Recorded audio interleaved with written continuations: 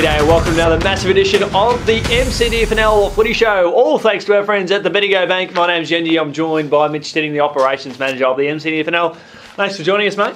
Yeah, good to be here as always. A couple of upsets on the weekend, which is interesting. A couple of big margins, but yeah, we'll keep going. Yeah, certainly shaping up the season beautifully, and we'll go through the games because there's some highlights, big talking points to a lot of them. And the big stage was set over in the twos over at Avoca, where we had Trevor Field go and play his 600th game. He kicked 2 goals and had a day out, but certainly a big crowd down there. All his old teammates getting along down there to support him, and ultimately led to seeing a big crowd gather for the senior footy. Yeah, exactly. A big crowd there for him, and it's an unbelievable achievement to play 600 games. To get a couple of goals is a good way to tick it off. Yep, and not only did the reserves get up and have a win, but so did the seniors after trailing at quarter time. They took on Newstead and went on with confidence to have a really big win by 39 points, and did it without Aaron Henneman, who is overseas at the moment, and a good sign for them to be able to kick away and have a big win against a Newstead side that still got a lot of room for improvement. Yeah, and it was all done in the second quarter. I think Avoca kicked 6 goals to 1 in that second quarter, and they got a big win here that they needed to have, I think, if they want to get into the finals. So second half of the year will be really interesting for them. They're sitting in 9th at the moment, so big things to come. Yeah, certainly a lot of positives to come out of that win there. A lot of positives to come out of the next game as well, with Carisbrook, a big win over Maldon, who went goalless for the first 3 quarters. And the Redbacks kicked away to a big 192-point win. A statement certainly made by the Redbacks. Yeah, big statement. We probably both agreed, I think, that Maldon would have put up a better fight than what they did in this game. Carisbrook with 56 scoring shots, Bilton kicking 6, Minari 5. So a couple of good individual efforts there, and a massive win by Carisbrook, who will carrying on pretty good for the rest of the season as well, I think. Exactly, and the key thing you did say there is we talked up Maldon being a chance to at least be a bit more competitive, because they did push the Swans the previous week, and we saw a different side from them, and all of Carisbrook's big guns were on fire, and they certainly delivered. Speaking of delivered, Harcourt, big winners over Navarre by 34 points. I don't think we saw that one coming. No, well, we did see a good contest coming, and Harcourt certainly put the foot down. Fairly convincing win in the end. If they kicked straight, it would have been even bigger. So knocks Navarre's confidence a bit, and they were travelling pretty well up to this point, so they'll look to bounce back.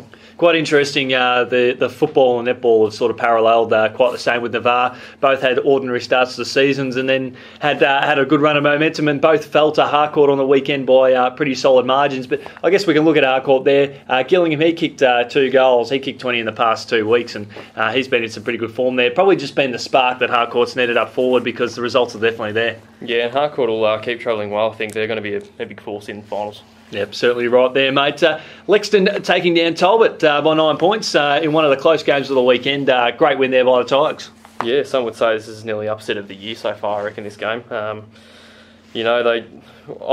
certainly didn't pick Lexington to get up here, and we've been saying all along that Lexington are a better outfit than what many think. They've got Navarre next, which will be really interesting, and they've actually won 4 of their last 5, so I expect Talbot will bounce back next week, but yeah, big win for Lexington. Yeah, Talbot's second loss of the season, and after getting away to such a good start in the first quarter, they weren't able to go on with it against the Lexington side that were too strong there. So, as you say, probably upset of the year, because Talbot, they have been under the radar and playing nicely. Speaking of playing nicely, Natty Bielba, a big win over Campbell's Creek by over 200 points.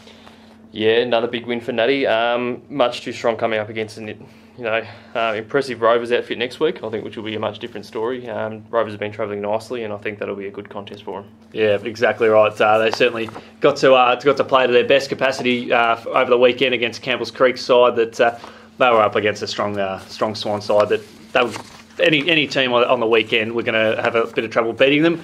Royal Park, back on the winners list for the first time in a little while. It took down Trentham, who were on the slide. Yeah, another game we thought was going to be close, and it was fairly close. This was the win Royal Park needed, and definitely the one Trentham didn't need. The loss that Trentham didn't have. So, bit of an upset, some would say, but Royal Park will want to get on a roll now. They've got some tough games coming up the next few weeks.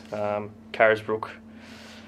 Yeah, and Trentham, now falling to 10th after that. They were sitting in 7th, and they're going to have to start getting some wins if they want to get into the finals. Certainly top four in the early parts of the season looked like they were set for big things. Unfortunately for them, it hasn't been the case. And the game that I got to head across to, Maryborough Rovers, 28-19, 187 defeating Denali 4-7-31.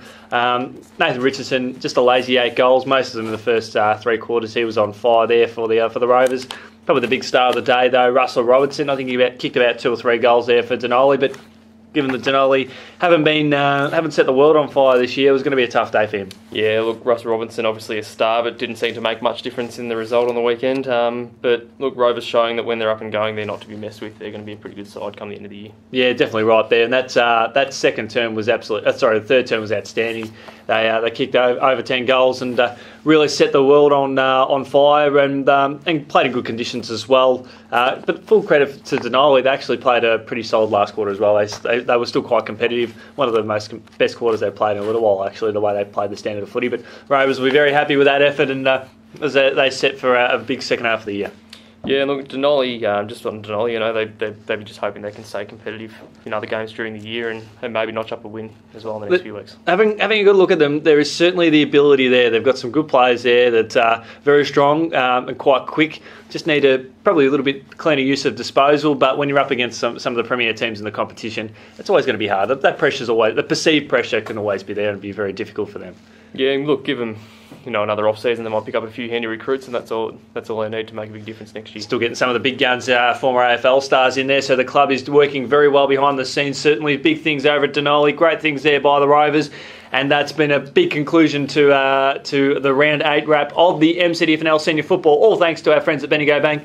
Mitchie, thanks so much for joining us. We'll catch you later on the week.